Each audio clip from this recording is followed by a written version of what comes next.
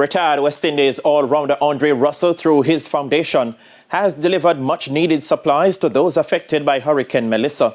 The Jamaican, who plays for the Kolkata Knight Riders in the IPL and the Trinbago Knight Riders in the CPL, said via his Instagram account that his heart is aching, driving through some parishes affected by Hurricane Melissa, and that his island is unrecognizable.